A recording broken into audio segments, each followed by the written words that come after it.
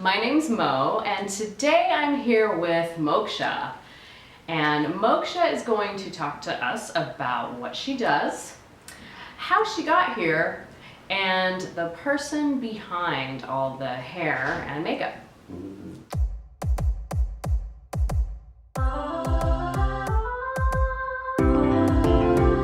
The sex talk. The sex talk. How did you start dressing in drag? So that's a really good question. I don't ever remember not dressing in drag. I've always liked to dress up. For as long as I can remember, there's a picture of me somewhere at like 4 years old with like a towel like wrapped around like my chest and like dancing. So I don't know. It's something that's always been with me. Okay. Can we talk a little bit about how you from my perspective, Sure. transition, because I know the other person behind the hair and makeup as well. And I don't know, are you comfortable talking about this? Yeah. Okay. Yeah, that's fine. Are you sure? Yeah. Okay.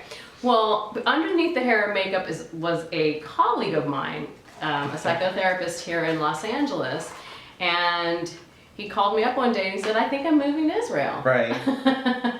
And then after you moved to Israel is when I started seeing the drag. Right. Yeah, because I stuff. wasn't doing it so much here. I did it. I think there was like maybe one Halloween, like when I was an adult, that I dressed up. Okay. But it was it. It was something that was really reserved for childhood. And then I did theater, and there were some roles that I did that I wasn't drag for. I did dress up for. But come college, I just kind of said, well, that's sort of it. Like this doesn't really have any sort of a continuation. Okay. Why did you think that? Do you think? Because I thought that there was something maybe childish about dressing up. Even if you're performing, and even if I guess I didn't realize that it could be sort of an art form to itself. And I try to find other artistic outlets and endeavors. Okay. And they were fine for what they were, but once I started doing drag, a lot of things just sort of clicked for me. If you're an artistic person, or finding an outlet for your expression, because you could bang your head against the wall trying different things, but then once what it is, when it's just like, oh my god, it's flowing so naturally and it's coming so easily, and progress becomes sort of rapid. I mean, you play the guitar. Yeah, well, yeah, I totally understand that, because playing music, I left my band. Like I left. Okay. I left Gosha. Yeah. And I started playing some acoustic shows by myself. Yeah. And it was great.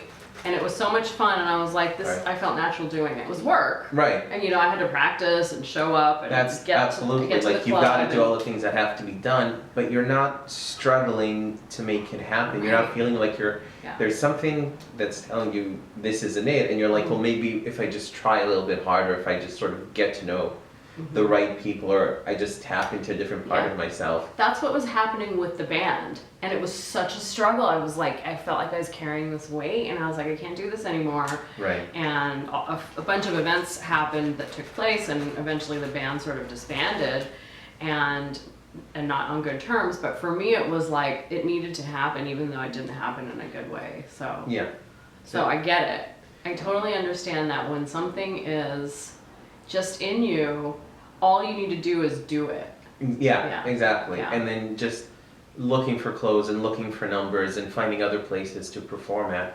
It just really flowed. Yeah. There wasn't. Well, it must be fun, right? There's the fun starts once I'm on stage. Okay. Everything prior, it's anxiety. Yeah. Is it going to be the right number? Are they going to like it? Do I have the right clothes? Do you sing? No, it's all lip sync. Oh, it's lip sync. Yeah. Okay, because I've seen some of your videos. I didn't realize it was lip sync. That was me. Oh, okay. Oh, fun. Yeah. Okay, so it's kind of like a cabaret show. Exactly. They're lip sync performances, and sometimes I'll make mixes and I'll add in spoken word dialogues from movies or from TV. Okay. And it's like creating like a mini play. Okay. You know, like 3 to 5 minutes of like this play of, you know, and you get to be a character. And I try to integrate, I guess, different periods from Jewish history in my acts. I didn't, you know, I do numbers in Yiddish and sometimes in Ladino, Okay. which is Judeo-Spanish. And Jews still speak it. It's right before the Inquisition, the Spanish Inquisition. Okay. Inquisition. It's called Ladino. Ladino. Okay. Ladino, and it's a mix of basically medieval Spanish and Hebrew. Oh, okay. How is drag perceived in Israel? Because I think here in the United States we have a vision of Israel being a little bit more traditional. Yeah. That, you know, here anything goes, right? Or at least here in Los Angeles, anything right? goes. But how is going out in drag and doing these performances perceived by the greater culture there? So the thing with Israel is just there's so many cultures. Okay. So which culture would you be referring to? Oh, okay. I mean, if I'm obviously in the Orthodox sector. Uh-huh. It's not right. I don't perform for them. They don't see me. Right. But you know, in the more secular sectors, it's, you know, it's certainly accepted. It's something that is. I don't want to say it's completely mainstream because I don't know if drag will ever be completely mainstream. Mm-hmm. But it's definitely on the fringes of being mainstream. There's and what's happening now. There's a group of 4 drag queens that travel Israel. They have their own show. Okay. And I've been to a couple of their shows, and they're always sold out. And it's not a gay crowd that comes. Right. And you know, they've also been invited to Europe to perform. So Right. it's something that exists. I think it's something that a large part of the population sort of welcomes and enjoys and realizes it for the entertainment value that it has. Mm-hmm. But you know, you're always going to have the people that are not understanding or find a way to say why it can't fit into their way of life or their beliefs, and just sort of shun it and pretend that it doesn't exist. Right. There's something that you said in there that struck me. First of all, I always consider Israel to be in Europe.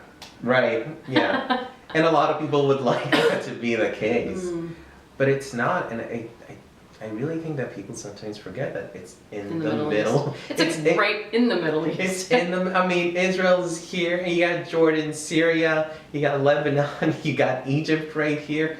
It's in the Middle East. It didn't go through historically whatever changes Europe went through, and it's you know, it's gonna. I remember I was talking to one of my friends who was Palestinian, and she's like, I think it'll be like at least another 50 years before, you know, sort of that area calms down with their attitudes towards gays. Right. Right.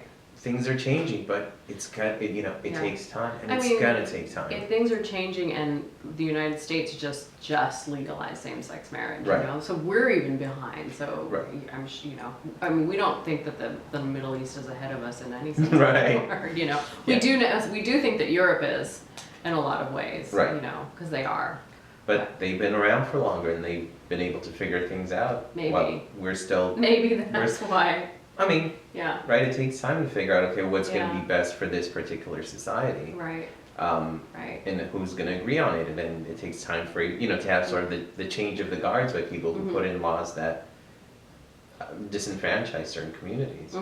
It's an interesting concept that I deal with a lot is the fetishism, and part of my work. Right. And you know, as a therapist, is recognizing that the reason it has become fetishized is because there's not an overall acceptance. You know, like you said, drag or any sort of, you know, like transgender stuff is still on the fringes. Right. And there's not a lot of acceptance around, I guess, sexuality for like the heterosexual community. Right. Around that. And so because of that, I think that's where the fetishizing comes in. Yeah. Right? It's shame-based. It is. It's also, and especially in the Middle East, I think because there's a culture, like a really patriarchal culture, and something where at least a woman's sexuality isn't something that should be seen, right? That's why, it's cloaked as modesty, but it's like dictated, this is what a woman should wear, and this is so as to not arouse a man. Right. And there's something in that sort of gets fetishized, that anyone who would be presenting as female Yes. suddenly becomes an object for sexual desire. Oh, 100%. I think in the Middle East, like that's why everyone's covered up. So if a woman's not covered up, that's immediate for like sexual harassment and things like that. Well, it's she's asking for it because she's shaming her family, right, and all that kind of stuff. Or she must want it if she's showing it, right? If she's going to that length to shame her family and to show that she's exactly that she must want it. And that's sort of an interesting bit. Like you must want it. Like yeah. If you're presenting in a certain way, that must mean something specific, and then therefore I can act however I want. Yeah. Well, we still have that here in the United States. That's what the Me Too movement is all about. I mean, women are saying we can dress however we want. That does not mean that you can disrespect me. You can treat me like a slut. You can, all of these things. Right. Well, not to mention that we're reclaiming the word slut. Right. So what's next for Moksha? Is she gonna just go on and take over the world, the drag scene? She's, I'm performing. I mean, I'm performing, and that's what gives me the greatest joy. Okay. I'm enjoying what I'm doing. Good. Well, your mother would really like you to come back to LA and do some acting here. Oh, we're gonna go there. Is that in the cards? I don't think so. Okay. I lived in LA for 25 years. Right. I felt like I tried. And this wasn't the right place for me. It wasn't a place where I could ever really feel grounded. And I mean, there's something in, once you're grounded, then you can really kind of... Right, you can spread your wings. And explore and be okay. I know that there's like a center to come back to. Yeah. But LA would just always seemed like everything was like constantly shifting, and there was nothing, at least there was nothing in me that I could anchor into here. Right. Right. And so I sort of found my foundation. I'm hesitant to let it go just yet. Yay! Well, I'm super excited. I'm gonna come to Israel, and so please do. Documentary to be continued, because I'm gonna go to your show. Yeah. And film you in your element. Yeah. Like doing your thing. Mm-hmm. I think it's important for people to see that it's a viable form of art, of expression, and I guess I would want people to know that you don't have to feel limited by or constrained by whatever upbringing you may have had and whatever culture or religion you belong to. Yeah. Did you feel limited by your upbringing to be able to do that? Somewhat. I felt, there was sort of the constraint, growing up in a religious home, and coming from, at least my mom is European, but my dad is Israeli as well, and having that sort of mentality of what does it mean to be a man, and what things make you less of a man, more of a man. Traditionally and historically speaking, art boys that are into art, they're more sensitive and they're more effeminate, and they use words like what is it, eclectic or what's eccentric. That's the word I'm looking for. Eccentric, yeah. There, and those things can actually, from a therapeutic point of view, they can hold us back. Like we attach a meaning to those types of things. Right, and we all want to belong, and right, like evolutionarily, we want to be part of our tribe. Acceptance. Yeah, because our brain still remembers that if we weren't accepted, that would be death. Isolation equals death, and I think that we're biologically still sort of engineered to that. Right. Yeah. So it's difficult to sort of say, maybe I can let go a little bit, and still see if I'm okay.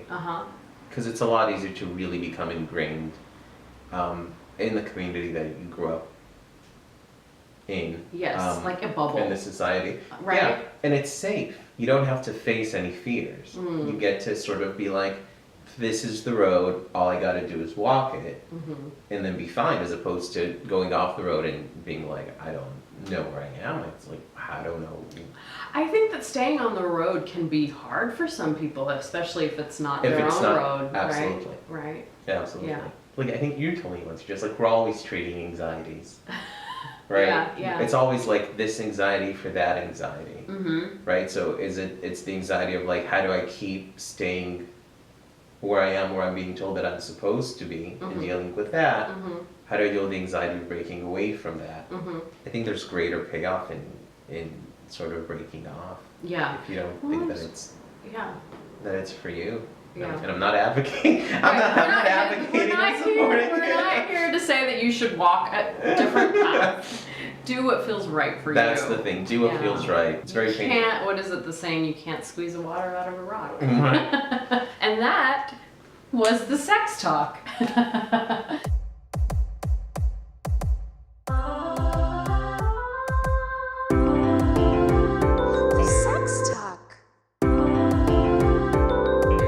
The Sex Talk.